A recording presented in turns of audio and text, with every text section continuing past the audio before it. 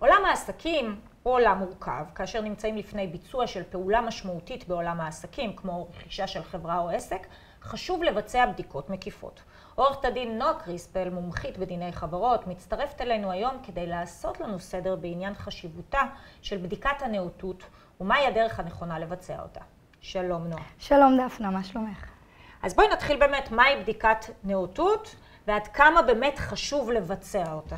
בדיקת נאותות היא למעשה בדיקה רוכשת של חברה מסוימת או משקיע של חברה מסוימת, במטרה להבין מה היא הולכת לרכוש, במה היא הולכת להשקיע, באילו נכסים מדובר, האם הקניין הרוחני שאליו היא נכנסת הוא מוגן, האם המייסדים שפיתחו את הפטנט, את התהליך, את החברה, יודעים מה הם עושים, הם כשירים לבצע את מה שהם עושים, יש איזשהם חשיפות. למעשה, אם אני מקמטת את זה ומנמיכה את זה לשפה היומיומית, זה כמו שאתה רוכש נכס ומביא איזשהו מישהו שיעשה עבורך בדק בית.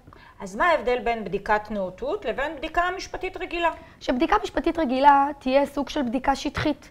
אני אולי אוריד נסח מרשם החברות, אני אולי אנסה לברר מי הם בעלי המניות שעומדים מולי, אני אולי אנסה לראות אם יש איזשהו פטנט רשום. בדיקת נאותות היא בדיקה הרבה יותר מקיפה.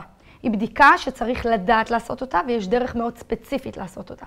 לרוב, כשאנחנו נכנסים לכיוון ביצוע של עסקה, בין אם זו עסקת גיוס, בין אם זו עסקת רכישה, יעבור שאלון מאוד מקיף, מאוד מסודר, שיבקש לקבל מידע מהמייסדים של החברה, מהבעלים שלה, כדי לקבל כמה שיותר כלים, כדי לבחון את החברה לעומק.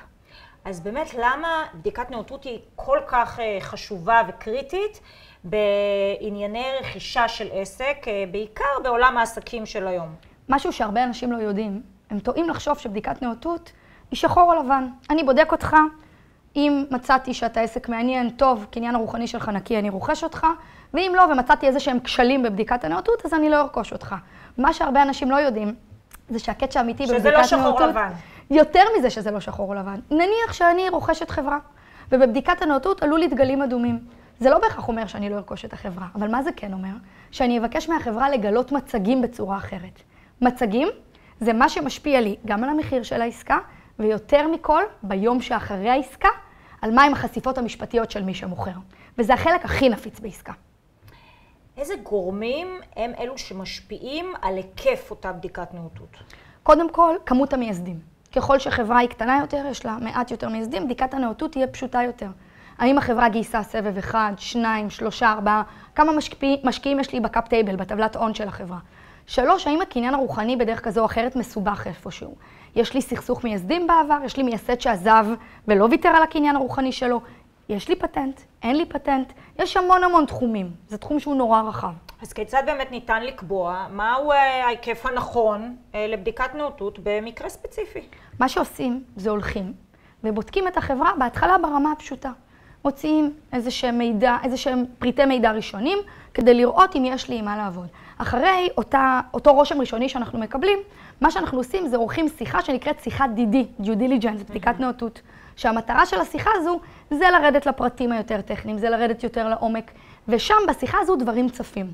כשהדברים צפים, אנחנו יודעים לקבוע את היקף המצגים, אנחנו יודעים לקבוע אם מצג מסוים הוא משהו שהוא חריג, הוא רחב, הוא צר, ובהתאם זה משפיע גם על מחיר העסקה, גם על מהות המצגים שאני אתן, גם על ההיקף שלהם וגם על מחירי המשא ומתן לאחריו. בואי נדבר רגע על התוצאות האפשריות במקרה שלא מבצעים בדיקת נאותות, גם עבור מוכר וגם עבור קונה. התוצאה המסוכנת ביותר עבור מישהו שמוכר חברה, זה שאם הוא לא מסר מצגים אמיתיים בבדיקת הנאותות שלו, למעשה אנחנו לא נחריג אותם מהעסקה. בדיקת הנאותות, התוצאה שלה, זה שאנחנו מייצרים מסמך שנקרא לוח החרגות. המסמך הזה הוא למעשה אומר, בשפה מאוד פשוטה למשקיע, ביצעת עליי בדיקת נאותות, דע לך שלמרות שטענתי 1, 2, 3, 4, יש חריג קטן. אני אמרתי שמעולם לא היו לי תביעות, אבל איפשהו ב-2019 איזה עובד שלח מכתב תביעה. החרגתי. אם לא החרגתי בלוח המצגים, המשמעות היא זה שאם אותו עובד מ-2019 יתבע אותי, מכרתי את החברה ב8 מיליון שקל, יש מצב שמסתובבת עליי תביעה ב2 מיליון מחר בבוקר. וואו. זאת אומרת, יש פה משמעות דרמטית למצגים שאני נותנת. דרמטית למוכר, שזה מאוד חשוב מה שאת אומרת, כי הרבה פעמים נוטים לחשוב שבדיקת הנאותות בעצם נועדה יותר לקונה כדי שהוא ידע את כל המידע. נכון. זו הטעות הגדולה. בדיקת נאותות היא ממש לא רק לקונה.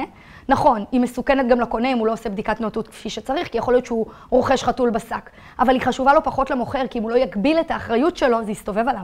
וואו, זה מאוד מאוד מאוד חשוב מה שאת אומרת. תגידי, בעידן הדיגיטלי של היום, יש איזה שהן השפעות משמעותיות על בדיקת הנאותות? כן, קודם כל, מהרגע שנכנס ChatGPT לחיים שלנו, דברים נהיו הרבה יותר פשוטים. יש דברים שהרבה יותר קל להשיג היום, יש דברים שהרבה יותר קל לברר היום. אם בעבר הייתי רוצה לבדוק אם לחברה יש סימן מסחר רשום, או איפה עומדת הבקשה לרישום פטנט שלה, או אם היה איזשהו סכסוך עליה, הייתי צריכה ממש ללכת לבצע בדיקות מעמיקות ומקיפות. היום זה מידע שהרבה יותר קל לי לגשת אליו, אבל משהו שמאוד חשוב לזכור זה לא לטעות, זה אף פעם לא הרמטי. חשוב. אני רוצה לחזור לנושא הכל כך משמעותי שדיברנו על המוכר. איך צריך להיערך מוכר לקראת בדיקת נאותות שיעשו לו? אני חושבת שהדבר הכי חשוב שצריך להבין, זה שלבדיקת נאותות אתה לא מתכונן ביום שמוגשת לך הצעת רכישה או הצעת גיוס. זו טעות שתוביל בהכרח להיקף מצגים מצומצם ולפספוסים, גם למוכר וגם לקונה. זאת אומרת, אתה צריך להיערך עוד לפני ההחלטה מאוד. לצאת למכירה. כשאתה מתחיל את הסטארט-אפ שלך, את החברה שלך ביום הראשון, אתה צריך לנהל תיקייה משפטית בידיעה שיום יבוא ויעשו עליך בדיקת נאותות, כדי שברגע שירצו לשלוף מידע החוצה, הכל יהיה נגיש, הכל יהיה זמין, כלום לא ייפול בין הכיסאות, ואני חייבת לומר, היום זה משהו לא רק שבעלים של חברות לא מבינים, שמשרדי עורכי דין לא מבינים. ואתה רואה את זה בעסקאות כשאתה רוצה לבצע בדיקת נאותות, ופתאום לוקח שבועיים להגיב לבקשות שלך. טיפ סופר חשוב. נועה, תודה רבה על כל המידע כל כך מעניין הזה. לי חידשת. תודה רבה לך.